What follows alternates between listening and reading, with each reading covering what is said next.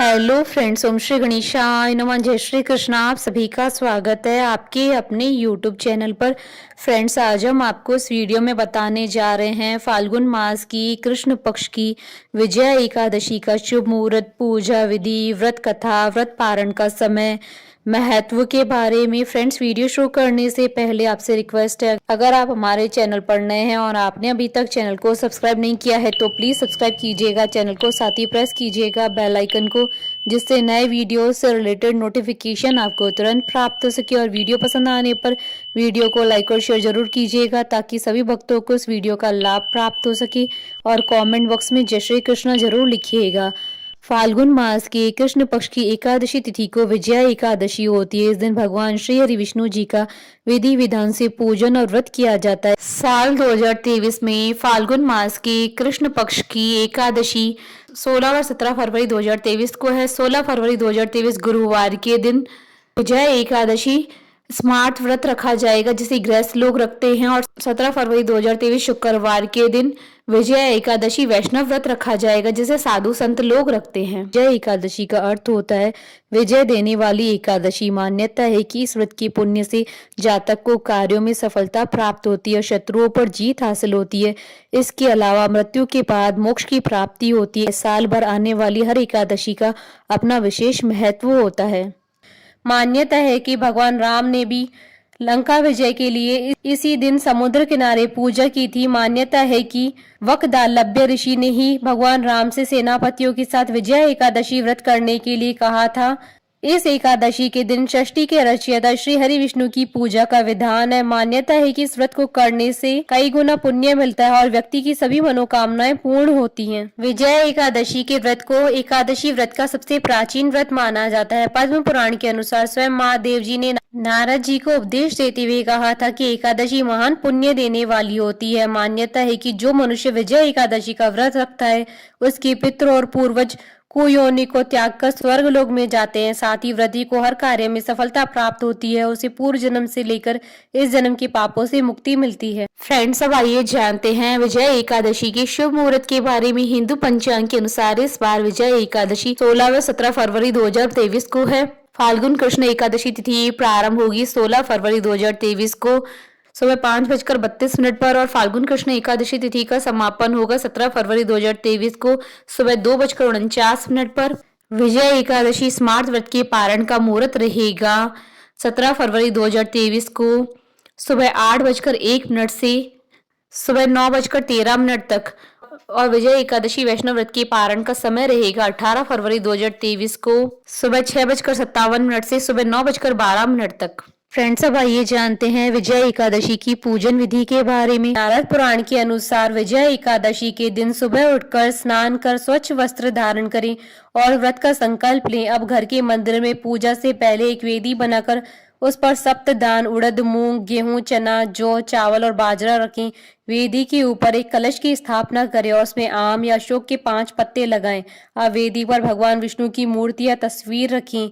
इसके बाद भगवान विष्णु जी को पीले फूल, ऋतुफल और तुलसी दल अर्पित करें। फिर धूप दीप से विष्णु जी की आरती उतारें। शाम के समय भगवान विष्णु जी की आरती उतारने के बाद फलाहार ग्रहण करें। रात्रि के समय सोए नहीं बल्कि भजन कीर्तन करते हुए जागरण करें। अगले दिन सुबह किसी ब्राह्मण को भोजन कराएं, यथाशक्ति दान दक्षिणा देकर विदा करें। इसके बाद आप भी भोजन कर व्रत का पारण करें।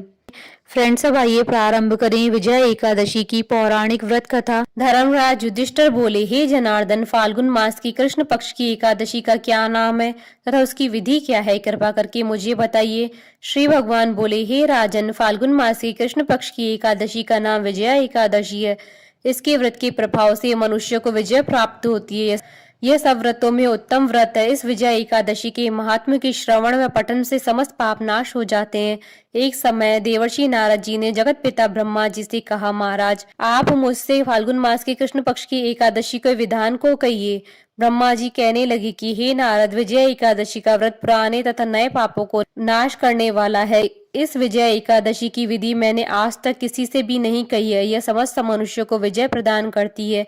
त्रेता युग में मर्यादा पुरुषोत्तम श्री रामचंद्र जी को जब 14 वर्ष का वनवास हो गया था, तब वे श्री लक्ष्मण तथा सीता जी सहित पंचवटी में निवास करने लगे। वहां पर दुष्ट रावण ने जब सीता जी का हरण किया तब इस समाचार से श्री रामचंद्र जी तथा लक्ष्मण अत्यंत व्याकुल हो गए और सीता जी की खोज में चल दिए। घूमते घूमते जब वे मरणासन जटायु के पास पहुंचे तो जटायु उन्हें सीता जी का वृतांत सुनाकर स्वर्ग लोक चला गया। कुछ आगे चलकर उनकी सुग्रीव से मित्रता हुई और बाली का वध किया। हनुमान जी ने लंका में जाकर सीता जी का पता लगाया, उनसे श्री रामचंद्र जी और सुग्रीव की मित्रता का वर्णन किया। वहां से लौटकर हनुमान जी ने भगवान राम के पास आकर सब समाचार कहे। श्री रामचंद्र जी ने वानर सेना सहित सुग्रीव की संपत्ति से लंका को प्रस्थान किया। जब श्री रामचंद्र जी समुद्र किनारे पहुंचे तब उन्होंने मगरमच्छ आदि से युक्त उस अगाध समुद्र को देखकर लक्ष्मण जी से कहा कि इस समुद्र को हम किस प्रकार पार करेंगे। श्री लक्ष्मण ने कहा कि हे पुराण पुरुषोत्तम, आप आदि पुरुष हैं, सब जानते हैं। यहाँ से आधा योजन दूर पर कुमारी द्वीप में वकदालभ्य नाम के मुनि रहते हैं। उन्होंने अनेक ब्रह्मा देखे हैं। आप उनके पास जाकर उनका उपाय पूछिए। लक्ष्मण जी के इस प्रकार के वचन सुनकर श्री रामचंद्र जी वकदालभ्य ऋषि के पास गए और उनको प्रणाम करके बैठ गए।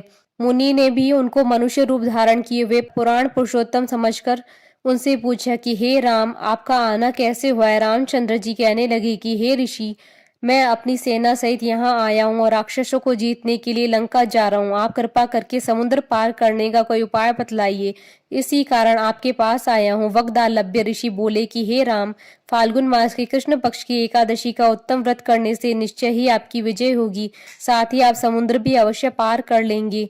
इस व्रत की विधि यह है कि दशमी के दिन स्वर्ण, चांदी, तांबा या मिट्टी का एक घड़ा बनाएं।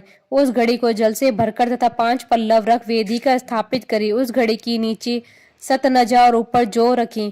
उस पर श्री नारायण भगवान की स्वर्ण की मूर्ति स्थापित करें। एकादशी के दिन स्नान आदि से निवृत्त होकर धूप, दीप, नैवेद्य, नारियल आदि से भगवान की पूजा करें। तत्पश्चात घड़े के सामने बैठकर दिन व्यतीत करे और रात्रि को भी उसी प्रकार बैठकर जागरण करे। द्वादशी के दिन नित्य नियम से निवृत्त होकर उस घड़े को ब्राह्मण को दे दे। हे राम, यदि तुम भी इस व्रत को सेनापतियों सहित करोगे तो तुम्हारी विजय अवश्य होगी। श्री रामचंद्र जी ने ऋषि के कथनानुसार इस व्रत को किया, उसके प्रभाव से दैत्यों पर विजय पाई। अतः हे राजन, जो कोई मनुष्य विधि पूर्वक इस व्रत को करेगा, दोनों लोकों में उसकी अवश्य विजय होगी। श्री ब्रह्मा जी ने नारद जी से कहा कि हे पुत्र, जो कोई इस व्रत के महात्म्य को पढ़ता है या सुनता है, उसको वाजपेयी यज्ञ का फल प्राप्त होता है।